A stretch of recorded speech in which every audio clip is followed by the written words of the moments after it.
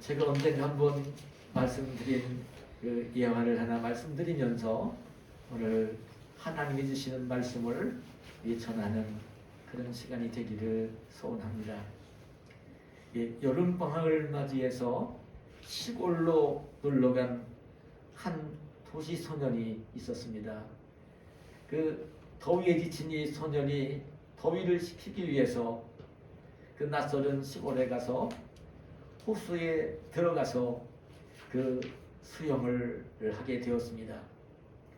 근데 예상치 못했던 그런 이제 다리에 쥐가 나서 이제 그 호수 속에 빠져 죽게 되었습니다.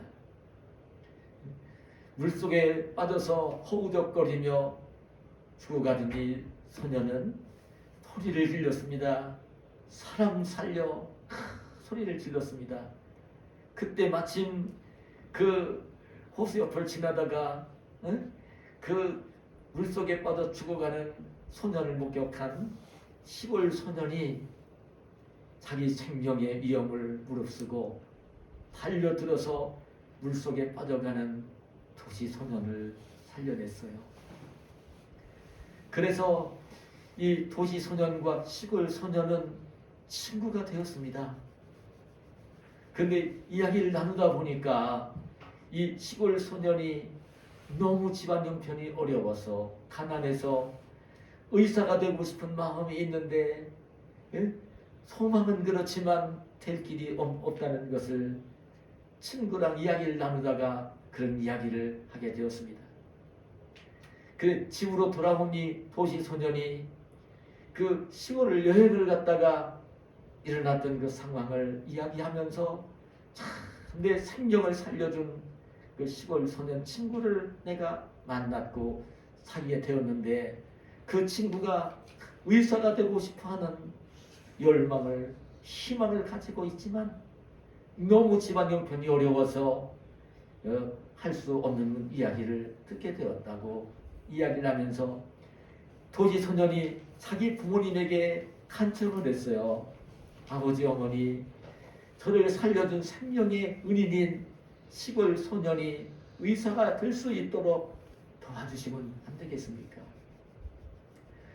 그래서 이 시골 소년은 도시 소년의 그 도움을 받으면서 그 런던 시내로 나와서 그 공부를 하면서 의학을 공부하고 의사가 되었습니다. 근데 유명한 의사가 되었습니다. 이 시골 소년이 의사가 되어서 그 지금 인류 역사의 염증 치료의 신기원을 이룬 페니실린을 발명을 하는 의사가 되었어요. 이 페니실린 발명으로 이 시골 소년은 노벨상을 수상하는 훌륭한 의사가 되었습니다.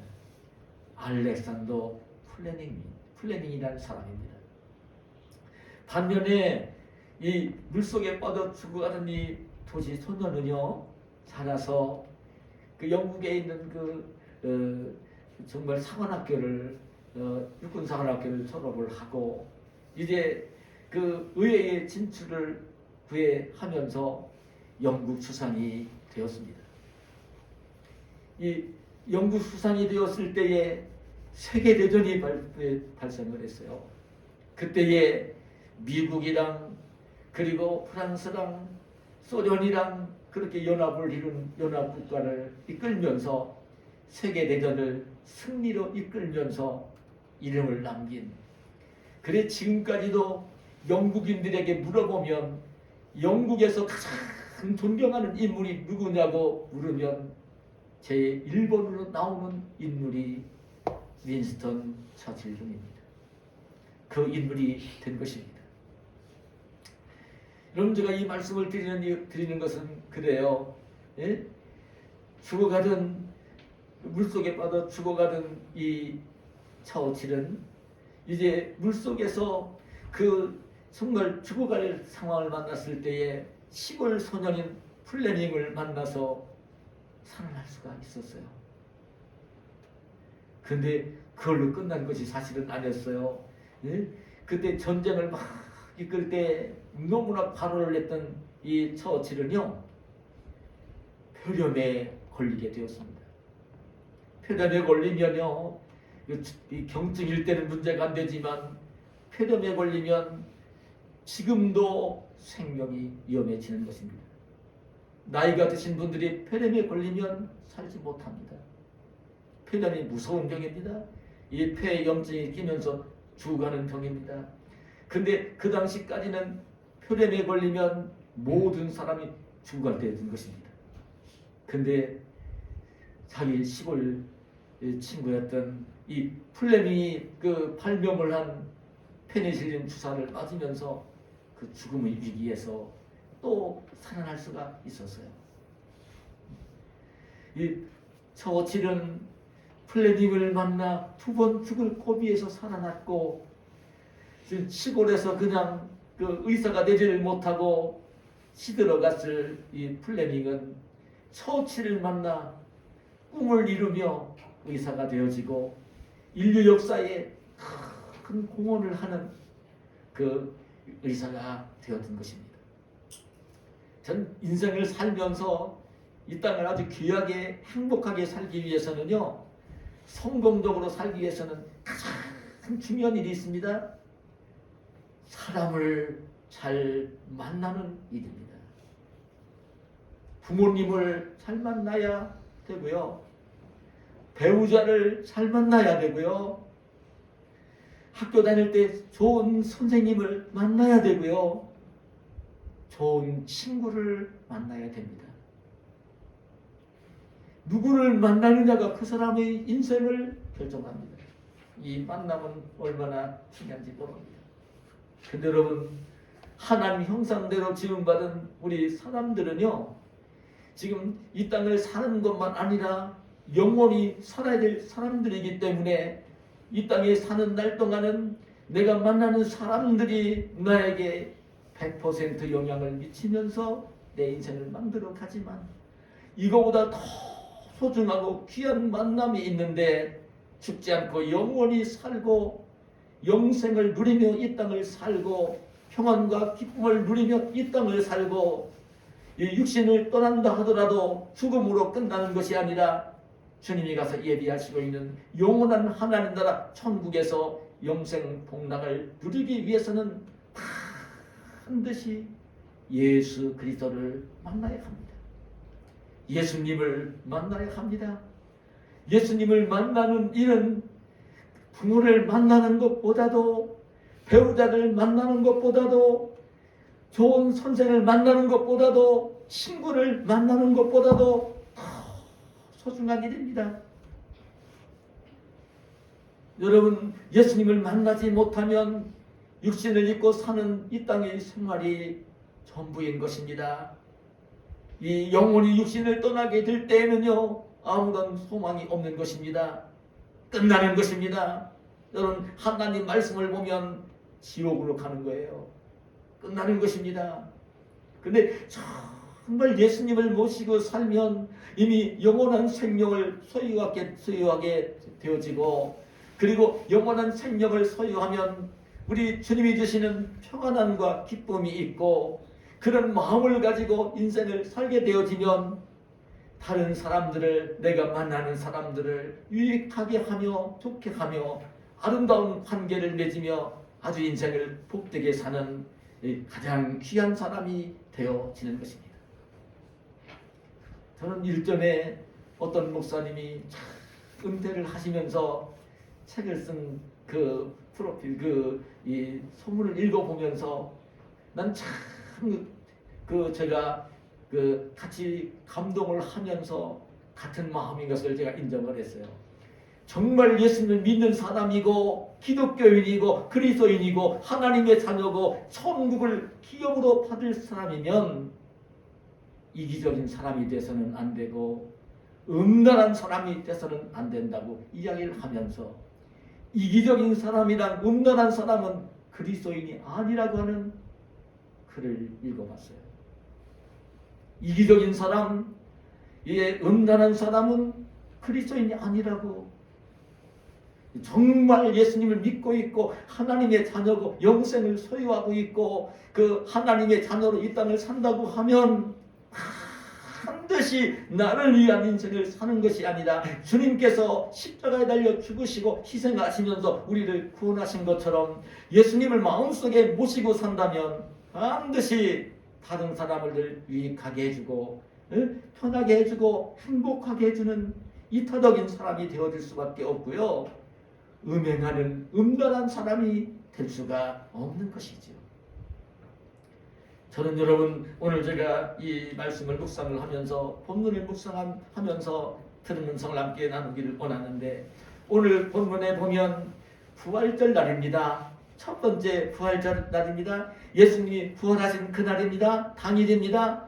그때에 오후에 지금 예루살렘에서 그 엠마오라고 하는 그 지역으로 한 20올이 되어지는 떨어진 지역으로 두 제자 글로버라고 하는 한 제자와 다른 제자가 둘이 내려가면서 그 예수님의 이야기를 주고받으면서 내려가고 있다가 부활하신 예수님이 찾아와서 예수님을 만나고 변화되어지고 하는 내용이 오늘 본문에 기록이 되고 있습니다. 여러분 오늘 본문에 나오는 이 글로바라고 하는 이 제자 그리고 다른 한 제자는 예수님의 12제자 가운데 들어가는 제자는 아닙니다. 베드로, 안드레, 야고보, 요한 이런 제자들처럼 12제자 가운데 들어가진 않지만 예수님을 몹시 가까이 따랐던 두 제자입니다. 이 글로바라는 인물은 예수님 사도 요한이 기록한 요한복음 19장에 보면 예수님이 십자가 밑에까지 따라갔던 사람들이 몇 명이 나오는데 그 이름을 기록해 주고 있는데 예수님이 십자가 밑에까지 따라가서 예수님 십자가에 못 박혀 죽으실 때 고통당하며 죽으실 때에 십자가 곁에 서 있던 사람들 가운데 누가 있느냐면요. 예수님을 낳아 기른 성모 마리아가 있었고요. 그리고 마리아의 동생인 예수님의 유신의 이모가 있었고요. 그리고 거기에는 누가 있었냐면 이 글로바의 아내 마리아가 있었고요. 그리고 막달라 마리아가 있었고요. 예수님의 12제자 가운데 유일하게 사도 요한만이 5명이 거기에 있었던 것을 보여줍니다. 글로바의 아내 마리아가 거기 있었다고 기록을 해줍니다. 그런 걸 보면 이 글로바와 이 아내 마리아는 예수님 살아계실 때에 예수님을 가까이 따르면서 늘 함께 생활을 했던 그런 글로바인 것을 알 수가 있습니다. 그리고 부활하신 예수님을 만나고 난 뒤에 변화되어서 곧바로 예수님의 가룟 유다는 이제 떠나갔지만 11제자가 10제자 모여있는 그 예루살렘으로 돌아가 그 제자들을 곧바로 찾아가서 이야기를 나누며 부활하신 예수님 이야기를 전하는 모습을 보면 지금 이 글로바와 다른 제자는요 그 11제자들과도 몹시 친절했고 그날 당일 부활절 당일에 정말 예수님 십자가에 못 박아 죽인 무리들이 등등하게 살아있었기 때문에 함께 어울리고 예수님의 제자인 것이 드러나면 자기들도 해를 당할까봐 두려워서 이제 어느 집에 숨어서 문을 닫고 있는 그 자리를 곧바로 이 글로바와 다른 제자가 찾아간 것을 보면 몹시 가까이 지냈던 제자들인 것을 알 수 있습니다. 그런데 오늘 저는 이 부활하신 예수님을 만나고 난 뒤에 오늘 이 글로바와 다른 한 제자가 어떻게 지금 행동을 하고 있는지를 저는 오늘 말씀을 묵상하면서 듣는 주의 음성을 들어보기를 원하는 것입니다. 먼저는요, 오늘 본문을 보면서 느끼는 게 있는데요. 굉장히 안타까운 모습이 나옵니다. 엠마오로 두 제자가 내려가는데 부활하신 예수님이 찾아오셔서 지금 그 글로바와 다른 제자와 함께 동행을 하면서 함께 길을 걸으면서 이야기를 나누고 있는데 그때에 글로바와 다른 한 제자는 예수님이 자기들을 찾아오셔서 함께 길을 걸으면서 이야기를 나누는데도 예수님을 알아보지를 못합니다.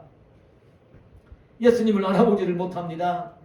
여러분 아셔야 됩니다. 사람은 제가 종종 말씀을 드리지만 사람의 몸은 우리 눈으로 볼 수 있는 이 육신, 육이 있고요. 눈에 보이지 않지만 혼, 이 육신 속에 담겨있는 마음, 정신이 있고요. 그리고 그 정신 그 속에 가장 깊은 곳에 담겨있는 영이 있습니다. 예? 육과 혼과 마음과 영이 있습니다. 그런데 육신에 눈이 있는 것처럼 마음에도 눈이 있고 영에도 눈이 있습니다. 여러분, 육신의 눈은 우리가 보는 것들만 자연 눈으로 보는 것들만 보입니다. 근데 마음은 눈을 감고 있어도 마음의 눈으로 많은 것을 볼 수 있습니다. 근데 영이 영이 살아나면 영의 눈으로는 영의 눈이 열리면 영으로는 영의 세계를 볼 수 있는 것입니다. 영혼이 열리지 않으면 영혼이 열리지 않으면 오늘 이 글로바와 다른 한 제자가 이 영혼이 열리기 전에는 예수님이 찾아오셔서 예수님이 자기들과 함께 길을 걸으면서 지금 사실은 이 글로바와 다른 한 제자가 지금 글로바로 내려갈 때에 그 엠마오로 내려갈 때에 예수님의 이야기를 주고받으며 내려가고 있었어요. 예수님에 대한 이야기를 주고받으며 내려가고 있었습니다. 그랬을 것입니다. 예수님을 따라다니며 제자가 되었던 이 글로바와 다른 한 제자는요, 예수님이 참 하나님이 보내신 분인 것을 좀 알았습니다. 가까이 따랐던 것입니다. 그 말씀하시는 거 하시는 모든 행동을 볼 때에 그건 하늘로부터 오신 분인 것을 알았어요. 말로 표현할 수 없는 권능과 능력을 가지신 분으로 알았습니다. 그랬겠지요. 병든 자를 다 고치시고 죽은 자를 살리시고 물을 포도주로 만드시고 정말 무리를 걸으시고 오병이어 기적을 행하시고 이런 예수님을 눈으로 목격을 했으니까요. 야, 예수님은 하늘로부터 오신 분이고 저 예수님이 저렇게 능하신 분이니까 지금 우리나라 이 이스라엘 나라를 지배하고 다스리는 고통을 주고 있는 로마 나라를 그 예수님이 하나님으로부터 오신 분이니까 그들을 다 물리치고 이스라엘 나라를 구원하시는 성령하시는 해방시키는 일을 하실 분으로 여겼던 거예요. 그래서 예수님의 뒤를 따랐던 것입니다. 그런데 이게 웬일입니까? 그렇게 알고 예수님을 따랐는데 예수님이 그럴 일을 지금 로마를 물리치고 이스라엘 나라를 독립시키고 나라를 평화롭게 살게 하는 것이 아니라 오히려 유대 나라의 지도자들인 대제사장, 장로, 서기관들에게 미움을 받고 그들에게 사형언도를 받고 로마 총독 빌라도에게 넘겨주어서 사형 선고를 받게 하고 로마 군병들 시켜서 십자가에 못을 박아 죽였던 것입니다. 하늘로부터 오신 분이고 정말 능한 일을 하시는 그분이 그 나라를 독립시키고 로마를 다 물리치고 하실 분으로 알았는데 힘없이 죄인처럼 십자가에 못을 박혀 죽어가신 것입니다. 그래 이 글로바와 다른 한 제자는 너무나 실망이 된 거예요. 너무나 실망이 되어서 그 예루살렘을 떠나서 이제 이렇게 엠마오로 내려가고 있었던 것입니다. 근데 그때에 참 이야기를 나누며 갑니다. 이 글로바와 다른 한 제자가 예수님 이야기를 하면서 갑니다. 우리는 정말 예수님이 하늘로부터 오신 분이고 그 권능을 가지고 이 로마 사람들 다 물리치고 나라를 독립시키고 예수님 잘 따르면 우리들도 굉장히 귀한 사람이 될 거고 이 소망을 가지고 예수님의 뒤를 따랐는데 죽어가는 그 모습을 보면서 너무 실망을 했어요. 근데 바로 부활한 그날인데 그때의 이른 새벽에 날이 밝기 전에 예수님의 무덤으로 갔던 막달라 마리와 다른 여인들입니다. 가보니까 무덤 문이 열려 있었고 예수님은 시신은 보이지 않았고 천사가 나타나서 예수님이 다시 사셨다는 이야기를 전해주었다는 거예요. 그래 무덤으로 갔던 여인들이 와서 제자들에게 그 얘기를 전해준 거예요. 우리가 예수님 무덤에 갔더니 무덤 문은 열려 있었고 빈 무덤이었고 그 천사를 만났는데 천사가 말씀하기를 예수님이 다시 사셨다는 말씀을 하셨다는 이야기를 전하는 것입니다. 그 말을 들으면서도 믿지를 못했습니다. 그래 베드로도 또 가보고 그래서 베드로도 이제 갔다 왔다는 이야기를 하고 그런 이야기가 들려오는데도 그냥 그걸 믿지를 못하고 아니 십자가에 못 박아서 죽어서 아니 무덤 속에 묻혔던 사람이 어떻게 죽음을 이기고 다시 사느냐고 하는 참 인간적으로 경험적으로 지식으로 상식으로 믿을 수가 없으니까 그를 믿지를 못하고 있었던 것입니다. 예수님이 찾아오셔서 자기들과 함께 길을 걸으시면서 그래서 이제 그 두 제자에게 예수님이 이렇게 묻습니다. 당신들이 길을 가면서 서로 주고받고 하는 이야기가 무엇입니까? 지금 당신들은 무슨 이야기를 주고받고 있습니까? 물을 때에 이 두 제자는 그럽니다. 당신이 예루살렘에 체류하면서도 머물러 있었으면서도 요즘 거기서 된 일을 어찌 혼자만 알지 못합니까? 응? 아니 지금 당신 예루살렘에서 오는 것 같은데 거기 예루살렘에 있던 사람이 다 하는 일인데 어찌 당신 혼자만 모릅니까? 그렇게 이제 이야기를 합니다. 그 예수님이 다시 묻습니다. 무슨 일인데요? 묻습니다. 그러니까 다시 대답을 합니다. 나사렛 예수의 일입니다. 그는 하나님과 모든 백성 앞에서 말과 일에 능하신 선지자였지요. 그런데 우리 대제사장들과 관리들이 사형 판결에 넘겨주어 십자가에 못을 박아 죽였습니다. 우리는 이 사람이 이스라엘을 성령할 자라 구원할 자라 바랬습니다. 그런데 이게 웬일입니까? 오늘이 그 일이 일어난 지가 사흘째 되는 날인데요. 우리 중에 어떤 여자들이 우리를 몹시 놀라게 했습니다. 그 여자들이 새벽에 예수님 무덤에 갔다가 예수님의 시체는 보지 못하고 돌아와서 천사들이 나타나 예수님이 살아나셨다 하는 말을 해주었다는 말을 전했지요. 그리고 우리들 중에 두어 사람이 무덤에 가서 과연 여자들이 말한 바와 같은 것을 보았지만 예수님은 보지 못했다는 말을 하는 것입니다.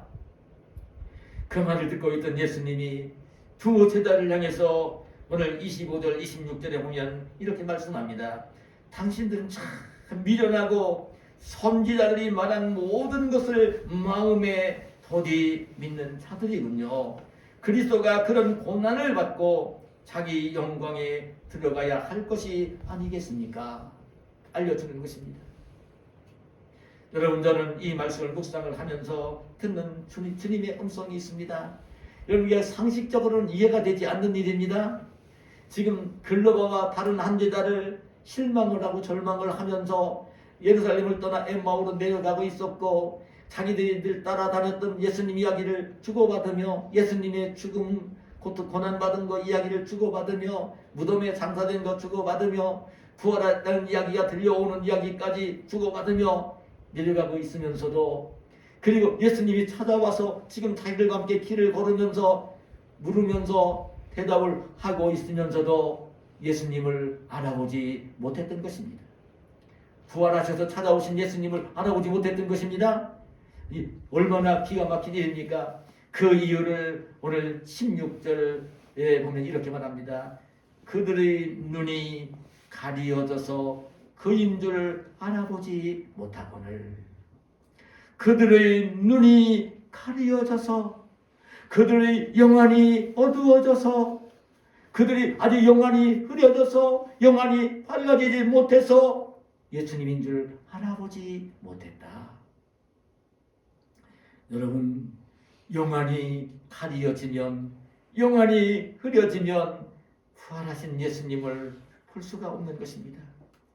영안이 어두워지면 성령으로 오신 예수 그리스도를 알아보지 못하는 것입니다. 여러분 오늘 그렇다면 오늘 이 글로바와 다른 한자가 영안이 열려서 부활하신 예수님을 알아보게 되어지는데 오늘 말씀 가운데 보면 어떻게 이 글로바와 다른 한자가 그렇게 예수님이 오셔서 이야기를 주고받으면서도 알아보지 못하다가 어떻게 예수님 것을 알아보게 되었느냐면 27절에 보면 모세와 모든 선지자의 글로 시작하여 모든 성경에 쓴 바 자기에 관한 것을 예수님에 관한 것을 자세히 설명하십니다. 말씀해 주고 있고요. 30절, 31절에 보면 그들과 함께 음식 잡수실 때에 떡을 가지사 축사하시고 떼어 그들에게 주시니 그들의 눈이 밝아져 그인 줄 예수님인 줄 알아보더니 이렇게 말씀을 하고 있습니다. 알아보지 못하는 글로바와 그 제자를 자기랑 이야기를 나누고 있는데도 보고 있고 이야기를 나누면서도 알아보지 못하는 그 제자를 불쌍히 여기면서 예수님이 성경 말씀에 모세가 선지자가 한 이야기, 이 구약 성경에 예언한 놓은 예수님에 대한 말씀을 다 말씀하시면서 풀어서 말씀을 해주시는 거예요. 그러고 난 뒤에 그 엠마오 마을로 가까이 왔는데 예수님이 더 가시려고 하니까 두 제자가 지금 저물어 가는데 우리와 함께가 여기 머물자고 아마 주막으로 들어가지 않았을까 여겨집니다. 들어가서 음식을 넣고 음식을 함께 잡수시게 되어지는데 그때 예수님 음식을 넣고 축사를 하시는 거예요. 감사 기도를 올리시는 거예요. 그랬더니 그때서야 글로바와 다른 한 제자의 눈이 열려서 예수님인 것을 알아보았던 것입니다. 여러분, 영안이 열리는 것은요, 정말 영안이 흐려지지 않고 밝아지는 것은 어느 때 되어지는 것이냐면 하나님 말씀을 들을 때에, 영안이 열리는 것은 기도할 때에 영안이 열리는 거예요. 말씀을 사모하며 듣고 말씀을 사모하며 읽고 말씀을 마음속에 담을 때에 그리고 기도할 때에 영안이 열리는 것입니다. 영안은 그때 열리는 것입니다. 여러분 지금 이 복음이 전해질 때 하나님 말씀이 전해질 때 예수님 말씀이 전해질 때 복음이 전해질 때 그 말씀을 들을 때에 그리고 그 기도할 때에 영혼이 열리는 것입니다. 죽은 영혼이 살아나는 것입니다. 예수님은 지금 이 자리에 성령으로 와 계십니다. 오순절에 임하신 성령은 안에 계신 곳이 없이 어디에나 계신 분입니다. 성령으로 우리가 예배하는 이 자리에 와 계십니다. 주님이 이 자리에 와 계십니다. 주님은 약속하셨습니다. 마태복음 18장 20절에 두세 사람이 내 이름으로 모인 곳에는 나도 그들 중에 있느니라. 두세 사람이 예수님의 이름으로 모인 곳에는 두 사람 세 사람이 예수님의 이름으로 모인 곳에는 나도 그들 중에 있느니라. 계시록 3장 20절 제가 늘 인용하는 말씀이지만 볼지어다 내가 문 밖에 서서 두드리노니 누구든지 내 음성을 듣고 문을 열면 내가 그에게로 들어가 그와 더불어 먹고 그는 나와 더불어 먹으리라. 사랑하는 여러분, 오늘 우리 주님 예수 그리스도가 성령으로 오늘 예수님의 이름으로 모여 예배를 드리는 이 자리에 와 계십니다. 우리와 함께 계십니다. 성령으로 오신 예수 그리스도가 함께 계십니다. 마음의 문을 열고 주님을 모셔드리면 주님이 함께 내주해 주시는 나와 함께 생활해 주시는 귀한 하나님의 자녀가 되어지는 것입니다. 여러분, 부활하신 예수님은 반드시 만나야 합니다. 부활하신 예수를 만나야 됩니다. 성령으로 오신 예수 그리스도를 마음에 모셔야 됩니다. 그러면요, 부활하신 예수님을 만나고 이 복음을 들으면서 예수님을 믿는 믿음의 사람이 되어져서 죽은 영혼이 살아나면 사람은요 변하지 않으려고 해도 변하게 되어 있습니다. 사람이 바뀌어집니다. 변합니다. 예수님을 정말 만난 사람은 변합니다. 예수님을 마음속에 모시고 사는 사람은 변합니다. 이기적인 사람이 이타적인 사람으로 변합니다.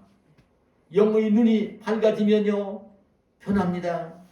오늘 본문에 보니까 예수님을 만나고 부활하신 주님인 것을 알아보고 예수님이 죽었다가 다시 사신 것을 이제 알게 되어진 이 주제가 어떤 반응을 보입니까? 33절에 보면 곧 그때로 일어나 예루살렘으로 돌아가. 그때는 저녁이 되어 어두워갈 때입니다. 그런데도 20오리 되는 길까지 걸어왔습니다. 20오리는 한 10km 되는 곳입니다. 작은 거리가 아닙니다. 거기서 부활하신 예수를 만난 이 두 제자는요, 지체하지 않고 실망해서 내려왔던 예루살렘으로, 거기 그 제자들이 함께 모여 늘 대화하고 그 자리를 찾아 제자들이 있는 곳으로 예루살렘으로 돌아간 것입니다. 다시 10km를 걸어서 돌아간 것입니다. 변한 것입니다. 예수님 만나기 전에는 참 실망하고 절망하고 낙심하고, 이제는 우리가 뭐하며 살 것인가 근심하고 걱정하며 예수님 이야기 주고받으며 내려오던 이 두 제자가 예수님, 부활하신 예수님 만나고 난 뒤에는 변한 것입니다. 야, 죽음으로 끝나는 것이 아니구나. 그래서 다시 사는 것이구나.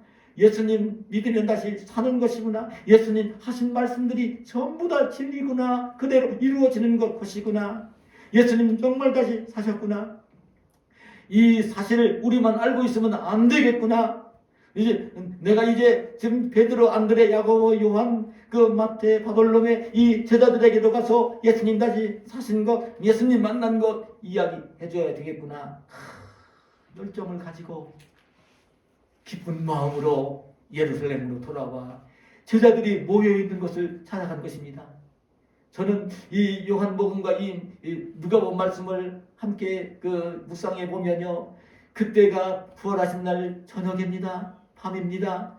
그때 제자들은 무서워서 예수님 시대에 못 박아 죽인 무리들이 자기들도 해롭게 할까봐 두려워서 함께 모이긴 모였는데 문도 닫았고요, 숨죽이며 있을 때입니다. 그 자리를 곧바로 이 글로바와 다른 한 제자는 늘 제자들과 가까이 지냈으니까 안 것입니다. 우리 제자들이 어디에 있을 걸 아는 것입니다. 찾아간 것입니다. 찾아간 이 글로바와 다른 한 제자는 제자들에게 예수님 정말 다시 사셨다고, 예수님이 우리를 찾아와 만나주셨다고 이야기도 나눠주시고, 그리고 그 저녁도 함께 먹으며 대화를 나누셨다고 이 이야기를 전한 것입니다. 그랬더니 거기에 있던 베드로도 이 두 제자보다 먼저 베드로가 만났던 것 같습니다. 만났다는 이야기를 합니다. 근데 그 이야기를 바로 할 때에, 그때에 정말 부활하신 주님이 글로바와 다른 제자를 만나고 부활하신 모습 보여주시고 난 뒤에는 그 자리에서 사라지셨어요. 근데 그 이야기를 나누고 있는데, 글로바와 다른 한 제자가 이야기를 나누고 있고 11제자가 함께 이야기를 나누고 있는 그 자리에 부활하신 예수님이 또 오셨던 것입니다. 여러분, 부활의 예수님을 만나면 변화되어지는 것입니다. 예수님을 마음속에 주인으로 모시면 사람이 변하는 것입니다. 죽은 영혼이 살아나는 것입니다. 신분이 변하는 것입니다. 마귀의 자녀가 하나님의 자녀가 되어지고 지옥에 갈 사람이 천국에 갈 사람이 되어지는 것입니다. 마음이 변하는 것입니다. 근심하며 불안하던 마음이 기쁨과 평안으로 바뀌는 것입니다. 절망하던 마음이 슬픔이 변하여 기쁨이 되고, 절망하던 마음이 정말 소망을 갖게 되어지고, 작은 일에도 염려하고 근심하던 사람이 죽음까지도 두려워하지 않는 사람으로 바뀌는 것입니다. 완전히 사람이 바뀌는 것입니다. 그래 고린도후서 5장 17절에는 그렇게 말씀합니다. 그런즉 누구든지 그리스도 안에 있으면 새로운 피조물이라, 하나님의 자녀다, 천국 백성이 된 거다. 그 말씀하시면서 이전 것은 지나갔으니 보라 새 것이 되었도다 말씀을 하는 것입니다. 그 예수님을 만나고 난 사람들 가운데는요, 온전히 만나지 못했기 때문에 안 변해요. 그건 안 변합니다. 근데 예수님을 정말 만나고 나면 변합니다. 근본적으로 사람이 변합니다. 신분이 바뀝니다. 마음이 바뀝니다. 말과 행동이 바뀝니다. 여러분 그 누가복음 19장에 보면 여리고 성읍에 그 세관을 관리하는 책임자인 세리장 삭개오가 그는 오늘날 세무서당입니다.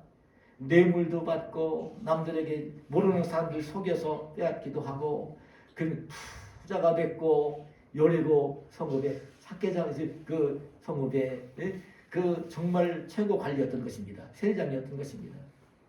근데 참 예수님 이야기를 들으면서 이 삭개오가 예수님 혹시 보고 싶어 했거든요. 그러면서 이제 예수님 오셨다는 여리고에 오셨다는 소문을 듣고 키가 너무 작아서 예수님 볼 수가 없어가지고 그 돌감나무에 올라가서 예수님 지나가는 거 보려고 지켜보는데 예수님 오셔서 삭개오야 빨리 내려오라고 부르십니다. 알지도 못하는 예수님 오셔서 자기 이름 부르면서 내려오라고 하십니다. 그때 이 예수님을 만나니 삭개오는 그 돌감나무에서 참 뛰어내려 오면서 기뻐하면서 예수님을 모시고 자기 집으로 갑니다. 식사 대접을 하려고요. 그러면 예수님께 무슨 얘기를 하냐면 내가 내 재산의 절반을 가난한 자들에게 주겠습니다. 그리고 내가 속여서 어떤 내가 가진 지혜를 이용해서 빼앗은 것이 있으면 그 피해본 사람에게 내 갑절로 갚아주겠습니다. 그 당시는 거짓말하고 이렇게 속여서 도둑질하고 이렇게 빼앗은 게 갑절로만 갚아주면 되는데 내 갑절로 갚아주겠습니다. 그 고백을 하는 것입니다. 근본이 바뀌는 것입니다. 예수님 만나면 근본이 바뀝니다. 예수님 모시면 전혀 다른 사람이 되는 것입니다. 여러분 그래요. 바울 사도도 다메섹 도상에서 예수님 만나기 전까지는요. 예수님 믿는 사람들 잡아다 옥에 가도 죽이는 일에 앞장섰던 대장이었어요. 그런 이 바울이 예수님 만나고 난 뒤에는 예수님이 하나님의 아들이시라고 하는 복음을 전하면서 평생을 살았어요. 그 복음을 전하면서 모진 고난을 당하면서도 복음을 전했고요. 순교를 하면서까지 복음을 전했던 것입니다. 여러분 부활의 예수님 만난 우리 성도들은요. 우리 예수님은 그 하나님 아닙니까? 하나님을 모시고 사는 주의 백성들은요. 참 이 땅을 평안을 누리며 기쁨을 누리며 살아야 되는 것입니다. 죽음까지도 두려워하지 않는 사람으로 살아야 되는 것입니다. 늘 천국의 소망을 가지고 살아야 하는 것입니다. 그러면서 꼭 할 일이 무엇이냐면요. 오늘 두 제자가 예수님 만나고 난 뒤에 예루살렘으로 돌아가 예수님 부활하신 이야기, 만난 이야기를 전한 것처럼 우리 정말 예수님을 믿는 사람, 그래 부활하신 예수를 믿는 사람, 성령으로 오신 예수 그리스도를 마음속에 모시고 사는 사람이라면 반드시 해야 될 일이 있습니다. 여러분 주님께서는 그런 부탁을 했습니다. 너희는 온 천하에 다니며 만민에게 복음을 전파하라. 오직 성령이 너희에게 임하시면 너희가 성령을 받으면 성령의 권능을 임하게 될 건데 그러면 이제 예루살렘과 온 유대와 사마리아와 땅끝까지 이르러 내 증인이 되리라. 그 부탁을 하셨던 것입니다. 여러분 저는 이 말씀을 묵상하면 참 얼마나 감동적인지 모릅니다. 예수님을 이렇게 만나고 난 뒤에 제자들이 복음을 전합니다. 베드로 사도가 팔레스틴 중심으로 복음을 전합니다. 바울 사도는 팔레스틴을 넘어 오늘날의 튀르키예인 소아시아 지방으로 오늘날의 마케도니아 그리스가 있는 유럽으로 복음을 전합니다. 그리고 정말 그 예수님 부활의 예수님을 믿게 되어진 성도들이 로마에 가서 복음을 전합니다. 마지막에 베드로 사도도 바울 사도도 로마에 가서 복음을 전하다가 세계의 서울 로마에 가서 복음을 전하다가 순교의 제물이 되어진 것을 봅니다. 그래 로마가 기독교 국가가 되어지고 그러면서 이제 정말 유럽이 그 기독교 나라들이 되어지고 그 정말 예수님의 귀한 복음이 영국으로 미국으로 그래 이제 그 미국의 영국과 미국에서 우리나라에 선교사들이 건너와서 우리나라에도 선교사들이 건너와 복음을 전할 때 눈물겼습니다. 제일 먼저 왔던 여러분 그 토마스 선교사는 1866년에 대동강변에서 순교의 제물이 됐습니다. 눈물겨운 역사입니다. 우리나라에 1883년에 온 알렌 선교사, 의사 선교사, 그 2년 뒤에 온 1885년에 건너온 언더우드 아펜셀러 선교사가 복음을 전하면서 그 뒤를 이어서 미국에, 호주에, 오스트리아에 선교사들이 들어와서요, 우리나라 전국 각지에 흩어져서 복음을 전했습니다. 그럼 그 선교사들이 복음을 전하면서 이런 풍토병으로 이질 같은 걸로 일찍 세상을 떠난 우리 선교사님들이 지금 양화진 순교자들이 무덤에 묻혀 있습니다. 여러분, 우리나라에 그 복음이 전해져서 우리가 복음을 들은 것입니다. 그리고 예수님을 믿은 것입니다. 그리고 하나님의 자녀가 된 것입니다.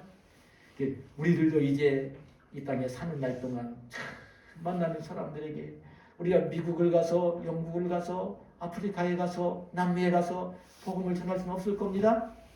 여러분, 세상을 살면서 가정에서, 마을에서, 직장에 출근하면 직장에서 만나는 사람들에게 예수님의 십자가 복음을, 부활의 복음을, 천국의 복음을 전하시며 사시기를 축복합니다. 내가 전하는 복음을 듣고 반드시 구원받는 영혼들이 생겨날 수 있도록 복음을 전하시며 사시는 저와 여러분이 되시기를 예수님의 이름으로 축원합니다. 아멘. 하나님 감사합니다. 오늘 우리를 부르시고 이 부활의 계절에 지난주일 부활절을 보냈지만 이 부활의 계절에 정말 부활의 의미를 생생하게 일깨워 주시는 하나님의 귀한 말씀을 이 시간에 들려주시고 예수님의 십자가 죽음과 부활의 이 기쁜 소식, 오늘 예수님 믿으면 누구든지 죄를 용서받고 구원을 받고 하나님의 자녀가 되고 천국에 가는 이 귀한 복음을 저희들이 듣게 하시고 예수님 믿는 믿음을 갖게 하시고 하나님의 자녀가 되게 하시고 하나님의 자녀가 되어 죽음도 두렵지 않은 평안과 기쁨을 누리며 천국의 산소망을 가지고 살도록 허락해 주시는 은총을 감사합니다. 하나님, 이 기쁜 소식을 아직 알지 못하는 많은 이웃들이 있습니다. 우리가 만나는 그 이웃들에게 예수님의 십자가 죽음과 부활의 복음, 천국 복음을 반드시 전하며 내가 전하는 복음을 듣고 구원받는 영혼이 생겨날 수 있도록 주님 말씀에 순종하며 사는 저희들 모두가 되게 하여 주시옵소서. 예수님의 이름으로 기도하옵나이다. 아멘.